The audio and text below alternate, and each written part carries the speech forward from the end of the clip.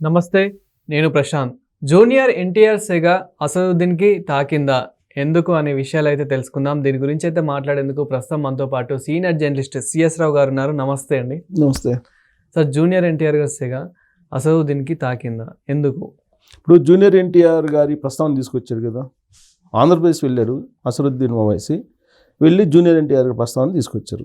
దీంతో జూనియర్ ఎన్టీఆర్ గారి అభిమానులు, తెలుగుదేశం వాళ్ళు ఆయన మీద ఇప్పుడు మొత్తం ట్రోల్ చేస్తున్నారు సోషల్ మీడియాలో. ఏంటి ట్రోల్ చేస్తున్నారని అంటే, ఈయన హిందువులకు వ్యతిరేకి.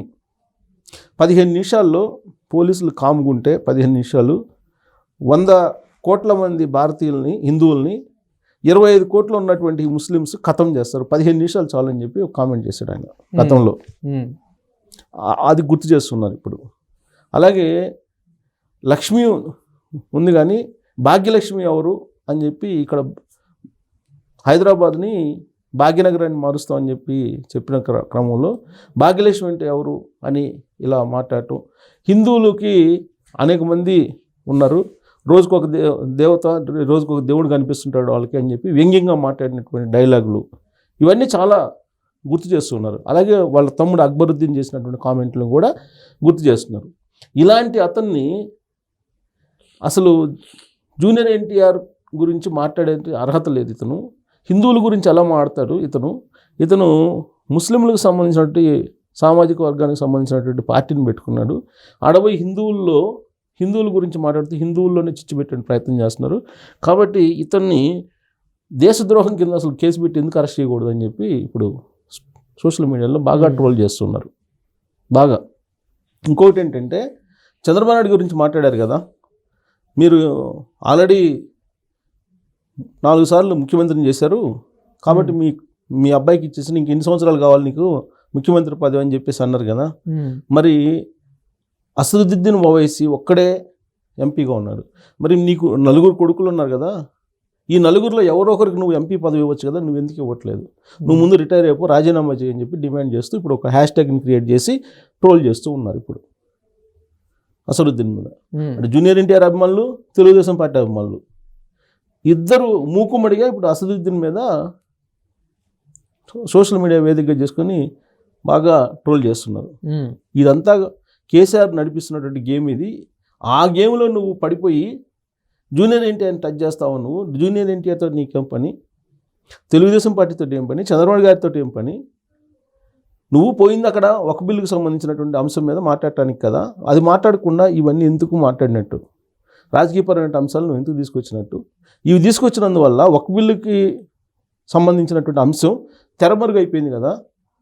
అక్కడ పోయి ముస్లిమ్స్ని చైతన్యపరిచి ఈ ఒక బిల్లుకి సంబంధించిన అంశాన్ని అధ్యయనం చేసి దాని మీద చైతన్యం తీసుకురావడానికి కదా. అసలు నువ్వు పోయిందా పర్పస్ ఏంటి? చేస్తున్న కామెంట్లు ఏంటి? ఇదేనా నీ సీనియారిటీ? నీకు అసలు వయసు మీద పడిపోయింది, నువ్వు ఇంకా పనికిరావు ప్రజాప్రతినిధిగా. కాబట్టి మీ కొడుకులు 4 ఉన్నారు కదా, ఈ 4 ఒకరికి ఇవ్వండి అని చెప్పేసి ఆ 4 కుమారులకు సంబంధించినటువంటి పేర్లని ట్రోల్ చేస్తున్నారు. నాకు కూడా తెలియదు యాక్చువల్గా వాళ్ళ 4 కుమారుల పేర్లు. వాళ్ళల్లో 4 పేర్లు సత్తావుద్దీన్ అంట ఒక అతను, ఇంకో అతనేమో అసరుద్దీను, ఇంకొక అతను పఠాను, ఇంకొక అతనేమో అఖ్తరుల్ అంట. వాళ్ళ పేర్లు మెన్షన్ చేసి వాళ్ళ పేర్లు కూడా ట్రోల్ చేస్తున్నారు. ఈ 4 ఒకరికి నువ్వు ఇవ్వచ్చు కదా ఎంపీ పదవి. ఎందుకు ఇప్పుడు ఎన్నిసార్లు నువ్వు ఎంపీ అయ్యావు? నీ వయసు ఇప్పటికి 80 సంవత్సరాలు వచ్చేస్తున్నాయి. మరి 80 సంవత్సరాలు వచ్చినప్పుడు నువ్వెందుకు ఉన్నావు? చంద్రబాబు గారిని అంటున్నావు కానీ అని చెప్పి బాగా ట్రోల్ చేస్తున్నారు. దీనికి కారణం ఏంటంటే, అంత ఎత్తున పెద్ద ఎత్తున అతని మీద ఇంత ట్రోల్ చేయడానికి హిందూ వర్సెస్ అన్నట్టుగా పడిపోయింది ఇప్పుడు అది. ఆయన ఏమనుకున్నాడు? తెలుగుదేశం పార్టీలో ఇది ఒక చిచ్చు పెట్టచ్చు అని చెప్పి ఆయన అనుకున్నాడు. ఈయన చెప్పిన మాటలు ఏమైంది? హిందూ వర్సెస్ ముస్లిం లాగా ఇప్పుడు ట్రోల్ అవుతున్నాయి. అటు బీజేపీ వాళ్ళు ట్రోల్ చేస్తున్నారు, తెలుగుదేశం పార్టీ వాళ్ళు ట్రోల్ చేస్తున్నారు, జూనియర్ ఎన్టీఆర్కి సంబంధించినటువంటి వాళ్ళు కూడా ట్రోల్ చేస్తున్నారు. ఎందుకు వీళ్ళందరూ ఒకటయ్యారని అంటే, జూనియర్ ఎన్టీఆర్ గారు యాక్చువల్గా బీజేపీ వాళ్ళతో టచ్లో ఉన్నారు. ఆ మధ్యకాలంలో అమిత్ షా గారు హైదరాబాద్ వచ్చినప్పుడు జూనియర్ ఎన్టీఆర్ గారిని పిలిపించుకుని మాట్లాడారు. అలాగే జూనియర్ ఎన్టీఆర్ గారు, రాజమౌళి గారు ఇద్దరు బాగా క్లోజు. రాజమౌళి గారు వాళ్ళ తండ్రికి రాజ్యసభ ఇచ్చారు బీజేపీ వాళ్ళు. రాజమౌళి గారు బీజేపీతో ఉన్నారంటే, వాళ్ళ తండ్రి బీజేపీలో ఉన్నారని అంటే ఈయన కూడా వాళ్ళ ఫ్యామిలీతో క్లోజ్ అసోసియేషన్ కదా, అంటే వీళ్ళందరూ బీజేపీ పెద్దలతోటి టచ్లో ఉన్నారు కదా. అవును. మరి అలాంటి జూనియర్ ఎన్టీఆర్ని నువ్వు టచ్ చేసి తెలుగుదేశం పార్టీలోనే ఏదో కొంచెం రాజకీయపరమైనటువంటి ప్రచన్న యుద్ధాన్ని రేకెత్తించాలని ప్రయత్నం చేసావు. కానీ అది కాస్త బూమరాంగ్ అయ్యి ఇప్పుడు ఏమైంది, హిందూ వర్సెస్ ముస్లిం అన్నట్టుగా అక్కడ తయారైంది. ఇప్పుడు ఆయన చేసినటువంటి కామెంట్లు ఇప్పుడు హిందూ వర్సెస్ ముస్లిం లాగా వెళ్ళిపోతున్నాయి. గతంలో ఆయన 15 నిమిషాలు నాకు టైం ఇస్తే ముస్లింలకి మొత్తం హిందువులని సఫా చేస్తారని చెప్పి అన్నారు కదా. అది ఎంత దుమారం రేపిందో ఇప్పుడు ఇది కూడా అంత దుమారం. హిందూ వ్యతిరేక ప్రచారం చేస్తున్నారు అనేటువంటి అభిప్రాయం ఆయన మీద వచ్చింది. దాంతో ఇప్పుడు ఆయన మీద దేశద్రోహం కేసు పెట్టాలి, అనవసరంగా హిందువుల మధ్య గొడవలు పెట్టడానికి ప్రయత్నం చేస్తున్నారు అనేటువంటి ట్రోల్స్ ఇప్పుడు వస్తూ ఉన్నాయి. సార్ ఇది పక్కన పెడితే కనుక కేసీఆర్ గారే ఇదంతా వెనకాల ఉండి నడిపిస్తున్నారు అని చెప్పేసి మీరు ఎలా అంటారు? కేసీఆర్ గారికి, అసరుద్దీన్కి, జగన్మోహన్ రెడ్డి గారికి రాజకీయపరమైనటువంటి బంధం ఉంది అని చెప్పేసి నమ్మనటువంటి వాళ్ళు ఉండరు. రాజకీయంగా ఏమాత్రం పరిచయం ఉన్నటువంటి వాళ్ళు ఎవరైనా సరే వీళ్ళ ముగ్గురు ఒకటే అని చెప్పి అనకుండా ఉండేవాళ్ళు ఉండరు దాదాపుగా. ఎందుకంటే 2014 నుంచి 2024 ఎన్నికల వరకు కూడా బహిరంగంగా తాము పోటీ చేసే దగ్గర ఎంఐఎంకి పోటీ చేయనటువంటి ప్రాంతాల్లో బీఆర్ఎస్కి సపోర్ట్ చేయమని చెప్పి డైరెక్ట్గా స్టేట్మెంట్ ఇచ్చారు కదా అసరుద్దీన్ ఓవైసీ. అంతకన్నా నిదర్శనం ఏముంది? అలాగే అక్కడ జగన్మోహన్ రెడ్డి గారిని ముఖ్యమంత్రిని గెలిపించండి అని చెప్పి ఓపెన్గా స్టేట్మెంట్ ఇచ్చారు కదా అసరుద్దీన్ ఓవైసీ. అక్కడ జగన్మోహన్ రెడ్డి గారిని గెలిపించమని చెప్పి కేసీఆర్ గారు సర్వశక్తులు కొట్టారు కదా.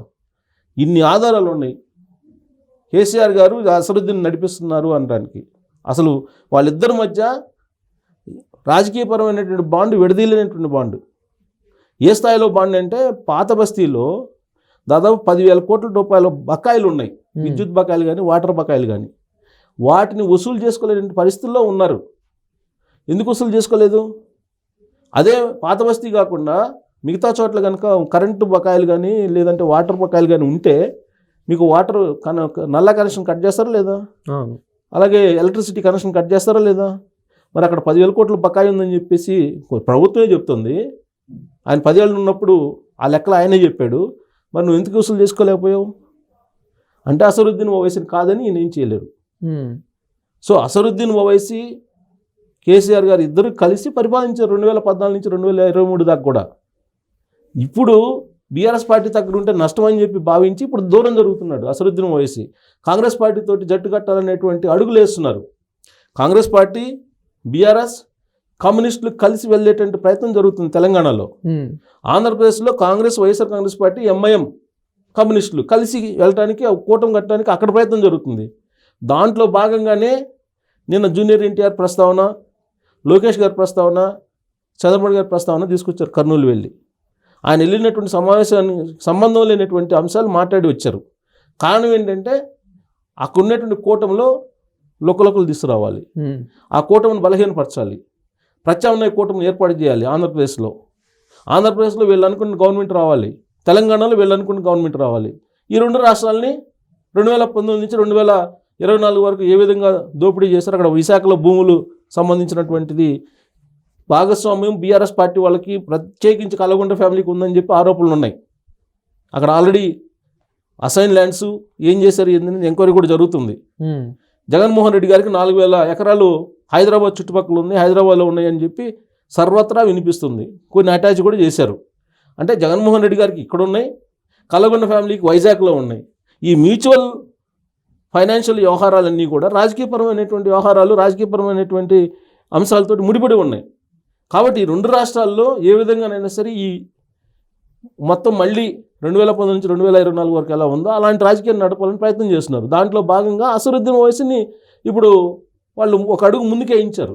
ఇది క్లియర్గా అర్థమవుతుంది. రాజకీయంగా ఏమాత్రం పరిచయం ఉన్నటువంటి వాళ్ళకి ఎవరైనా సరే దీనికి స్పష్టంగా అర్థమవుతుంది. దీంట్లో ఎలాంటి మనం అనుమానించాల్సిన అవసరం కూడా లేదు. సో ఇప్పుడు జూనియర్ ఎన్టీఆర్, లోకేష్, చంద్రబాబు నాయుడు ప్రస్తావన తీసుకొచ్చారు కాబట్టి డెఫినెట్గా వీళ్ళు భవిష్యత్తు ఆలోచన దృష్ట్యా, భవిష్యత్తు కూటమి దృష్ట్యా వీళ్ళు అడుగులు వేస్తున్నారు అనేది clear. Thank you sir. Thank you.